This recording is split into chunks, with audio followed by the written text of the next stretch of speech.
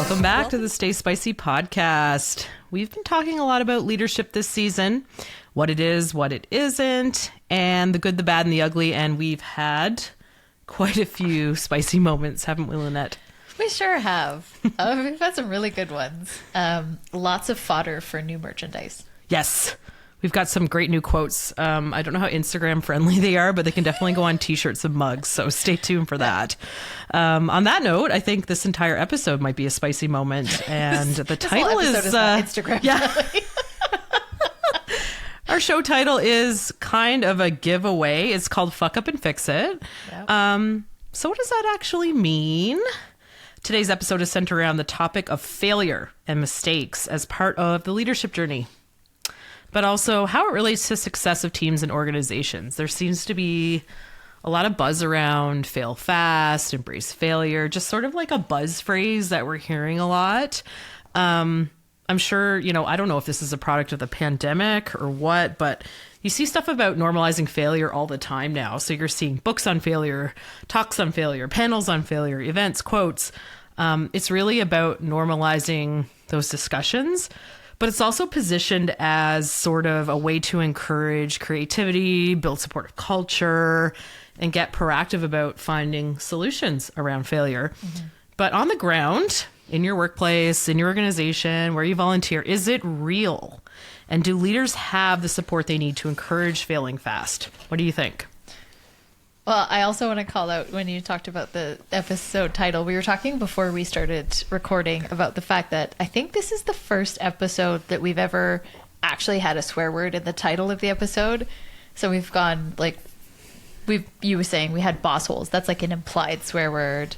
We had an episode last season called the F word. Right. But now we've gone full fuck. Yes. This episode title. And I like it. I like how spicy we're getting. I like it too, but as a tech person on the team, I know I have to add asterisks when we get this thing up on Spotify and whatnot, but you know what? It's worth it. It's another year with no grants. Yep. Yeah. No sponsors means lots of fucks. Fuck it. Okay, so,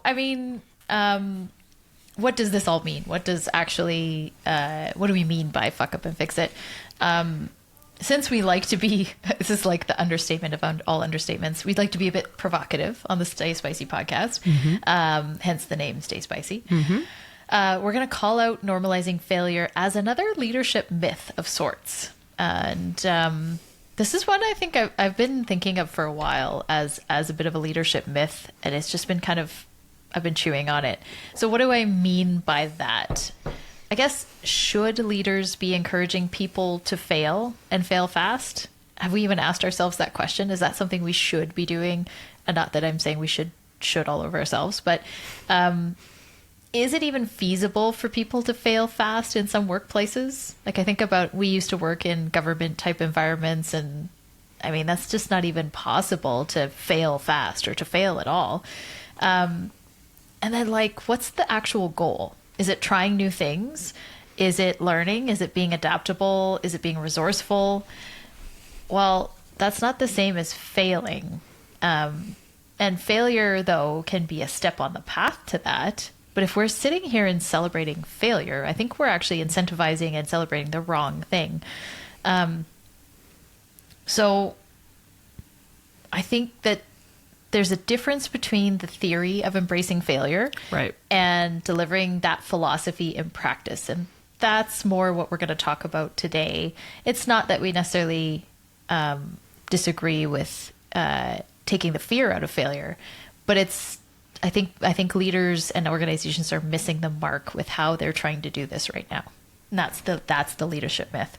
So I'll give you an example. I've seen some leaders try to normalize failure by talking about it in team meetings. And one, I think I may have referenced this in season 1, but one in particular, in a big group team meeting, this leader brought up a meeting that was scheduled by one of the team members and was kind of quizzing them about it and getting them to tell the story. But I think he was trying to be funny, but as the person was telling the story of this meeting that he set up that didn't end up being a good meeting, right? He kept saying I was ready to kill him, and just like making comments like that. So it was also kind of humiliating.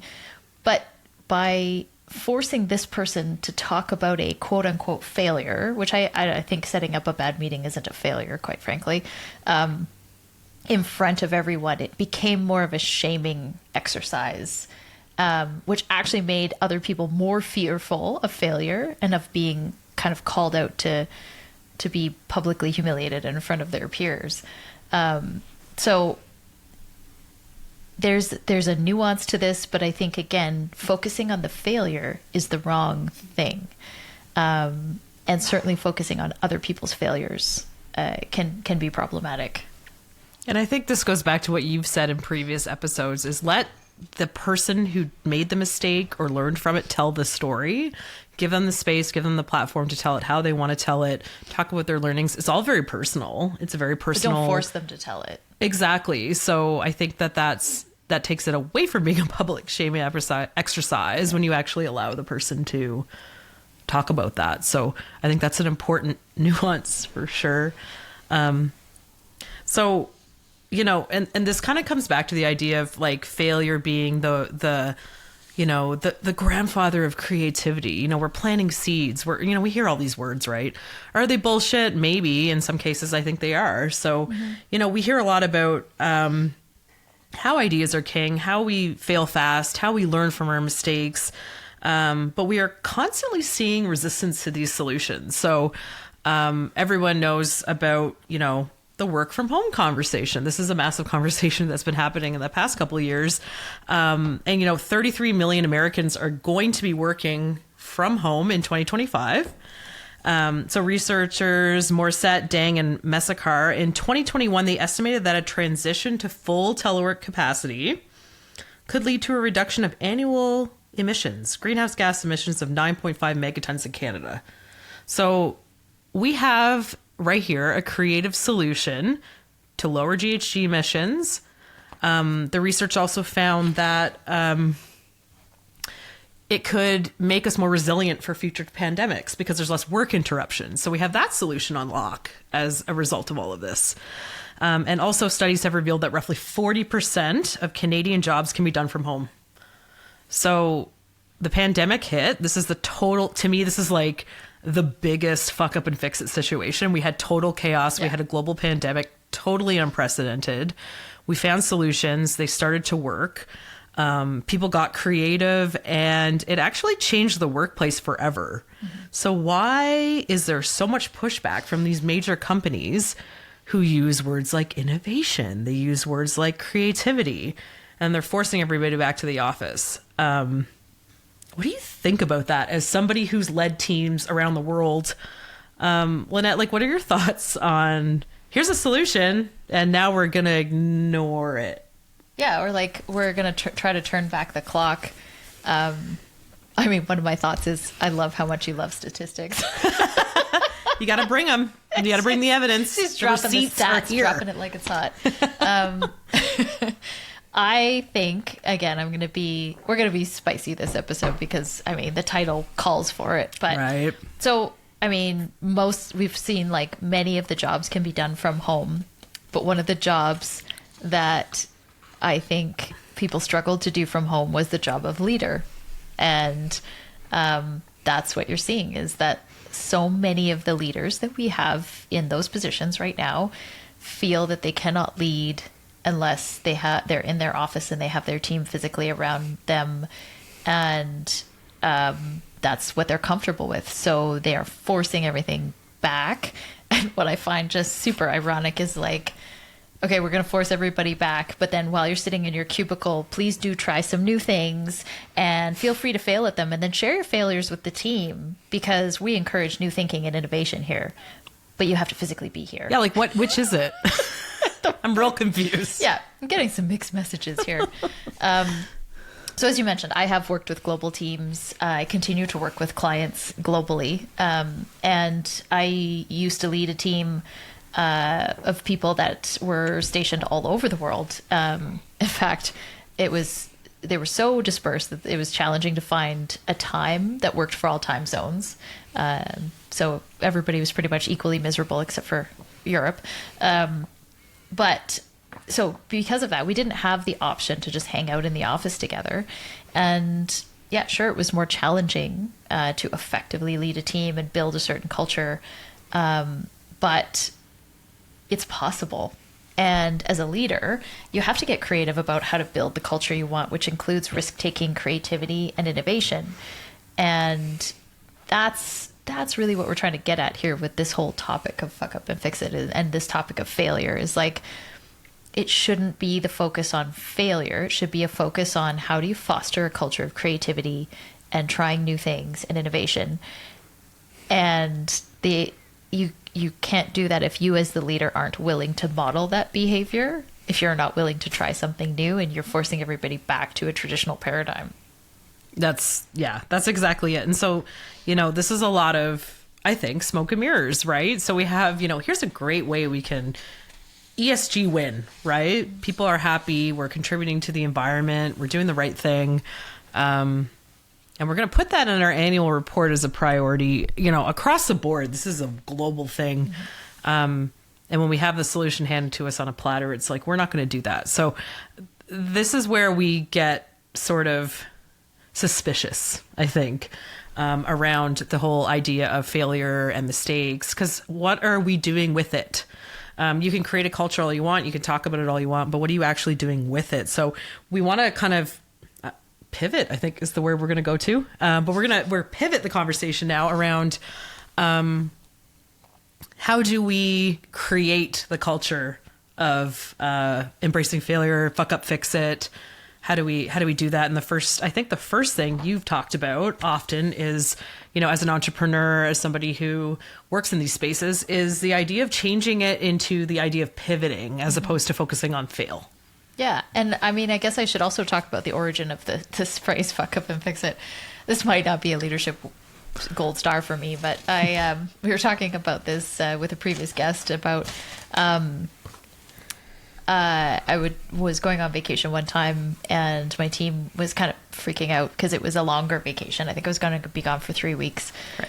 And they're like, what are we going to do? What are we going to do? And I said, well, you're all very smart, talented, capable people. You'll be fine. And if there is some kind of emergency, I'm available. But also that I kind of said sort of in a joking way, but I was like, well, if you fuck up, just fix it before I get back. But as much as I was kind of joking, that was the culture that we had built because we were valuing being able to adapt and course correct and things like that. And that's what then enabled people to feel comfortable trying new things, because it wasn't about, okay, we're gonna try them and we're gonna fail. So we're gonna try new things with the understanding that if you're gonna try something new, you're not gonna know how to do it properly or correctly or perfectly. And so you're going to make mistakes. If you want to call those failures, fine. You're going to have fuck ups. And then what are you going to do with them? And that's not the end result. So that's why I go back to failure is not, we're talking about it as though it's the end result. And I want to reference Andrea from season 1. She had this absolute nugget where she said, failure is a step on the path to greatness. Right. But you got to get on the path. Yeah. This is my issue with this whole embrace failure stuff, because we're embracing the wrong thing.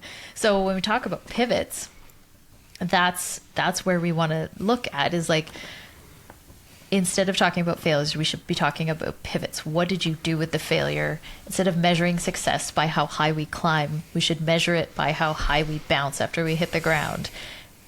And instead, I feel like the buzzwords about fail fast and talking about failure is looking at when we hit the ground as that end result. But I was like, no, you got to bounce.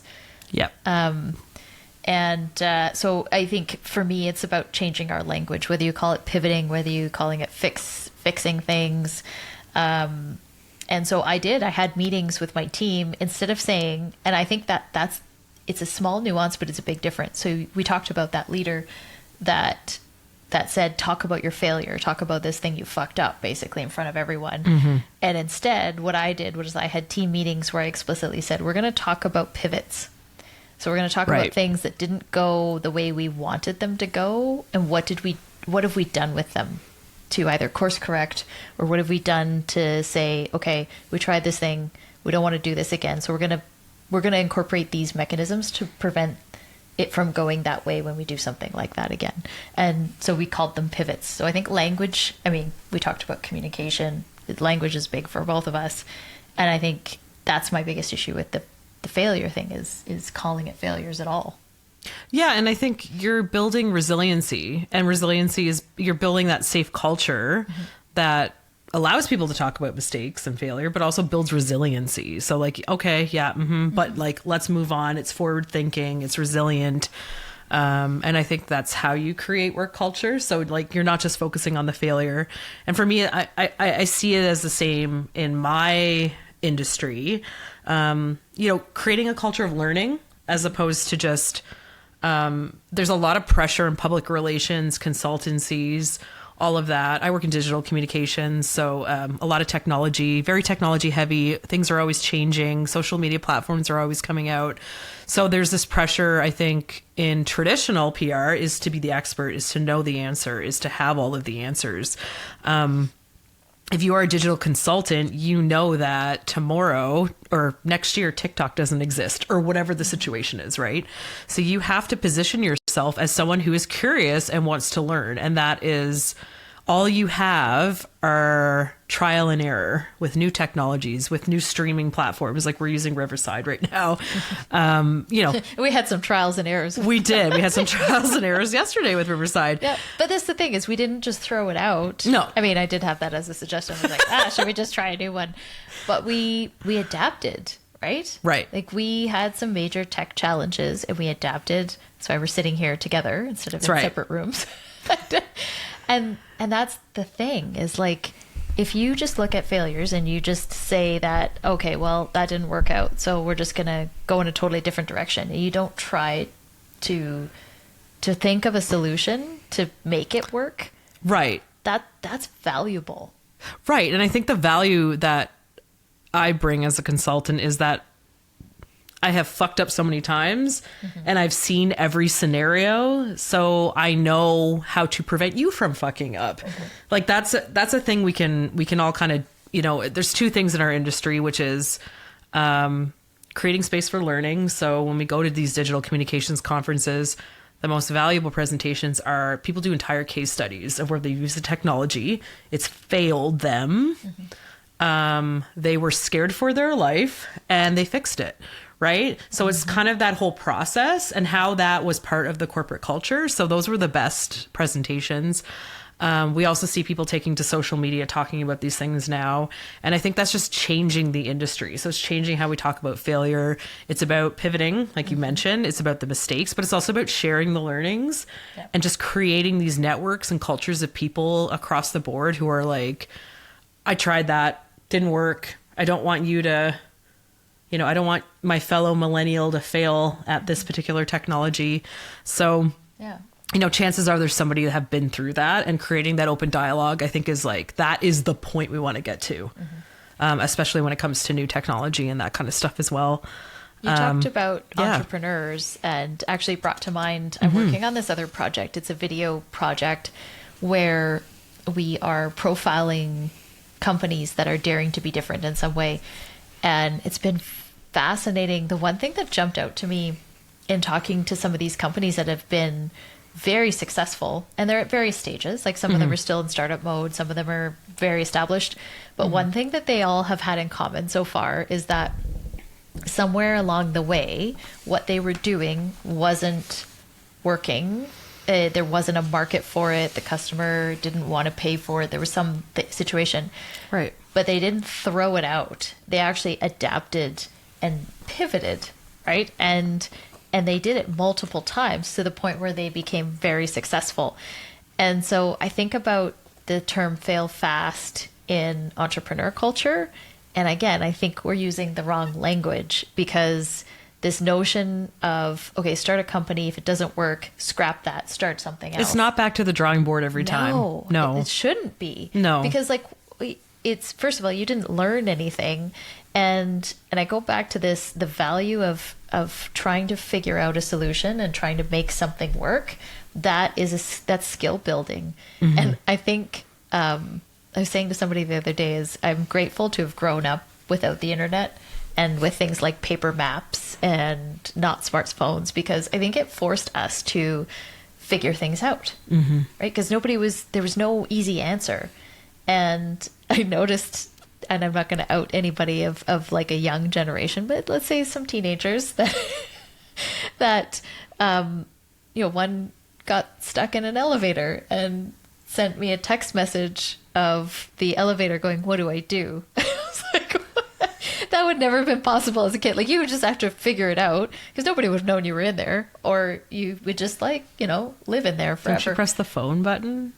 Well, it turns out she just had to scan my fob and press the... Oh, she wasn't stuck in an elevator. No. Literally. It wasn't an emergency No, situation. she didn't know how to work it. Gotcha. Yeah, that's a whole thing. But anyway, it's just, I look at it as leaders. It's our job, yes, to create a space where people feel safe to try new things, but also to foster that culture of building resilience and adaptability, because that's more important. I had a mentee talk to me. She was upset about some small mistakes she made working with a new boss. And I said to her, if I had to choose between someone who did something perfectly every single time and someone who made some mistakes but was able to correct them, or was able to course correct before they became big mistakes, I would choose that person, because life is messy, work is messy. It doesn't go perfectly all the time. Right. And if you have built the skill of being able to adapt and fix things, that's a valuable skill. And Right. somebody who does something perfectly every time, at some point, something's going to fuck up and they are going to freak out. And I don't want the freak out person. I want the person who's like, I fucked up, I'll fix it.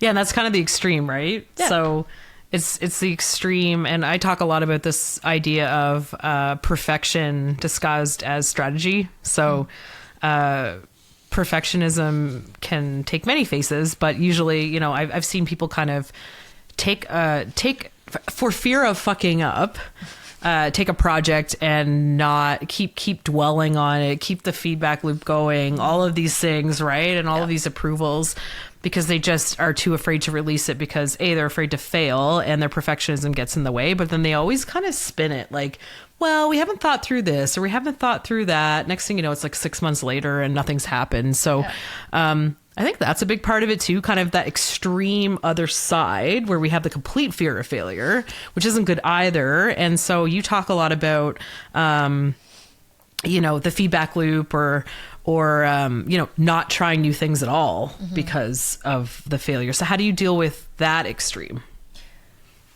Yeah, I think it's going to sound maybe a little bit strange, but it actually starts early. So I think you break the fear of failure by prioritizing and valuing creativity and ideas, and then sanctioning action. So an example of something I used to do with teams, but actually as an entrepreneur now, I do this with people who hire me to work with their teams. And it's a technique called brain sprouting. But basically, it's all about idea generation, as opposed to brainstorming where you have people like pontificating. There's rules in brain sprouting. You're not allowed to argue. There's you just throw ideas on the table. You're planting seeds. Yeah. It sounds very welcoming. Yeah. It's like gardening creativity, basically. Right. And so, but the concept was that I would take multidisciplinary teams, people of different areas, and I would throw maybe a challenge or a problem or a topic from one area on the table, and everybody would throw ideas in, no matter what their role was, because everybody has something to contribute. And actually, one of the startup companies I mentioned, they do this too, and they were saying to me that the best ideas they've gotten are from non-subject matter experts. So Awesome. This notion of fostering creativity and ideas, but in an inclusive way, that is the starting point. So you can't talk about failures because you're too late at that point. You have to start with creativity and do it in an inclusive way. And we actually had one of our guests tell us off air that fully inclusive workplaces outperform any other workplace by 6-fold. and from a revenue perspective by 8-fold. Yeah. And so that's the starting point, I think, from the feedback loop. Then once you've got these ideas on the table, you as the leader say to the person who's responsible, you have the ideas. Now you decide what is actionable. You go off and action it, but you have to do something. Not actioning is not an option. And then, bring it back to us and tell us what you learned. I love this because I experienced this as a junior staffer. So I had that leadership support to change something. So I had fucked up information sharing. I worked in emergency management for years. I'd done a lot of different emergency management communications. As a more junior person, I was learning constantly, right? And you learn trial by fire when there's a disaster. So I had made a mistake. And as a result, I wanted to fix it. So the first way I fixed it was to, and this is a difficult thing to do, I think, for some, but and it was hard for me too, was to find the people that it affected and I had fucked up, and it had affected them in a negative way and make them part of the solution. Wow. Yeah. So I'd invited them in, made them part of the solution. We kind of discussed ways to make sure it didn't happen again. We came up with a proposal. And at this time, I'm going to talk about digital communications because that's what I know. It was sort of the newfangled flashy thing to use, and we were all kind of learning how to use it and how to orient it and how to incorporate it in emergency management at that time. So you have the buy-in from the folks that it had affected, but you really do need that leadership buy-in too to take it to the next level. And so I was experiencing exactly what you had talked about. So we had come up with a solution. We presented it to our executive team. They loved it. They allowed us to have the freedom to kind of incorporate it and make it happen. But in order for them to do that, they would have had to acknowledge that something had fucked up under their watch. Yeah. And so you kind of need everybody to talk about their role in it for everybody to talk about their role in fixing it. And take accountability for their role in it too. Yeah. And so when there's a fuck up, there's no one person you're pointing a finger at. Everybody shares a little bit of that. But I think the other thing too is acknowledging is great. So it's like, okay, let's acknowledge there was a fire up. We all have a role in fixing it, but not dwelling on how did this happen. That's another thing I find organizations do wrong when they try to normalize failure is they're like, okay, this thing didn't go well. So let's dissect why it didn't go well. And I think that is absolutely the wrong thing to do. Instead of dissecting why something didn't go well or why something fucked up, you should be, like you said, gathering everybody who has a stake in it and figuring out how to fix it. That's where the gold is. That's where the value is. Instead of hashing out, okay, who didn't do what and why didn't this happen? Yeah, because that changes the conversation, right? So you're taking it from a creativity mindset and you're trying to encourage creativity. You're taking it then when you act that way to a blame mindset. People are going to have a visceral reaction to it. Yep. They're not going to want to contribute. So there's also the intention around fuck up and fix it. So it's like, am I reacting and admitting my faults and my fuck ups, and am I fixing it because I want to cover my ass, or am I fixing it because I want to make the processes easier? I want to make the culture better. I want to do those things. And in order to do that, that does include a lot of people. So I think that's something to watch out for. Celebrate the fix, not the fucking failure. Absolutely. Yeah. Celebrate the triumph. Yes, come on. That's worth celebrating. And again, so whether you call it pivots or fixes or whatever, like get around a table with the team and go, we really pulled this one out of the ditch and we should celebrate that because that was amazing. And that's, I go, and I think about as well, one of our guests, Gavin, talking about values.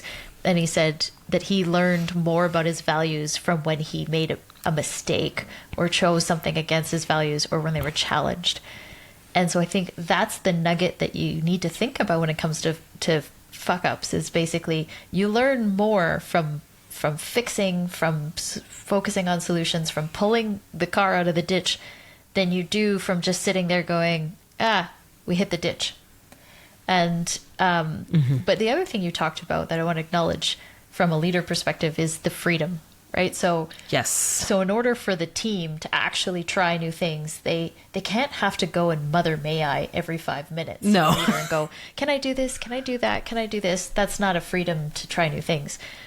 But also acknowledging that some fuck ups are bigger than others and more impactful than others. So actually, I learned this recently, and I thought it was brilliant. And I'm admittedly a little surprised it came from a big company.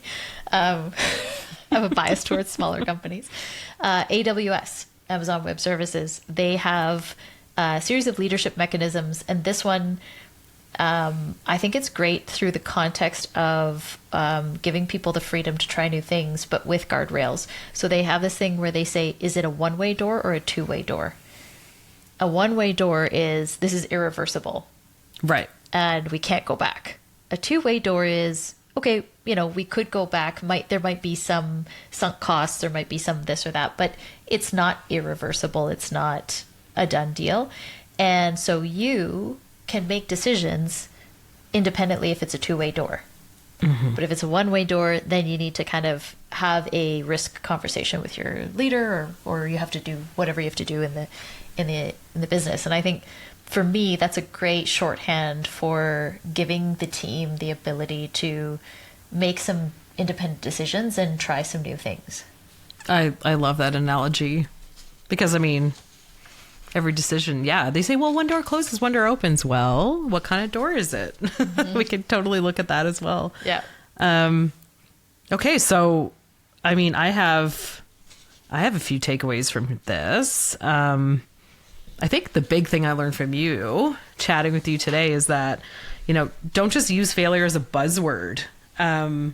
Pivot, change the way you perceive it, and, you know, live it, right? So look at opportunities, look at failure as an opportunity to pivot. Let's not just constantly use the word fail. Or let's not say failure at all.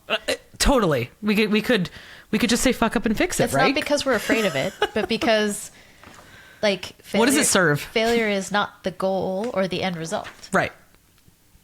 That's totally it. And it's also just changing our mindset around it. Yes. And creating and finding supportive spaces to talk about mistakes and learnings, which is what I think is key.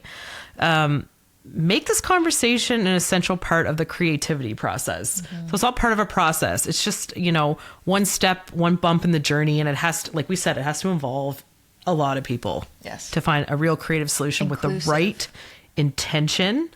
And the big one we learned as well, and we've talked about this on previous episodes, is let people talk about their failures and mistakes. Don't do it for them, and don't assume someone's experience. So those are a few of my takeaways. Is there anything you wanted to add to that, Lynette? I might just add one kind of add on to that last one of, mm-hmm. if you're the leader, talk openly about your own. So in addition to don't talk about other people's, you have to be the one to talk about your own. It goes back to that accountability piece, because if you're going to say to people, it's okay to make a mistake, we want you to focus on fixing it, mm-hmm. but it's okay to make mistakes here. You have to actually model that. Right. Everything you say is okay. You actually have to model that behavior. So talk about your own mistakes and how you fixed your fuck ups, or not. Ideally you would, or how, even better, how you gathered a team to help you fix them, mm-hmm. and how you enlisted help, because that also gives people then permission to ask for help, mm-hmm. and not feel like they have to fix them on their own. You've been there. That's why you're in the chair. So you can't say we don't speak our mind. And I think we've hit our F word quota for the season now in this one episode. I'll be interested to see. I don't think we're going to get hate mail over this necessarily, but I'd be interested to see some reactions to this episode. Again, one thing I'm proud of from this season is that we have challenged some traditional perspectives and even new perspectives, right? And I think that's the goal. Is somebody says, oh, this is a new thing that we're all doing. Well, maybe question it. Why? And what are we trying to accomplish here? And maybe we're missing the mark.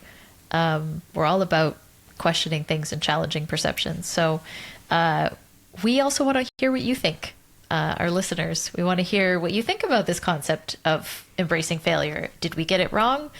I mean, I'm not going to agree with you because I think we got it right, but I want to hear if you think we got it wrong. I want to hear your perspective. I want to hear your examples. We also always love a good fuck up and fix it story. So if you've got something like that, share that with us. And please remember to tune in to the next episode, because I can't guarantee there's going to be as many fucks dropped, but it's going to be spicy. You know it is. So until next time, until we see you again, stay spicy. Hallelujah.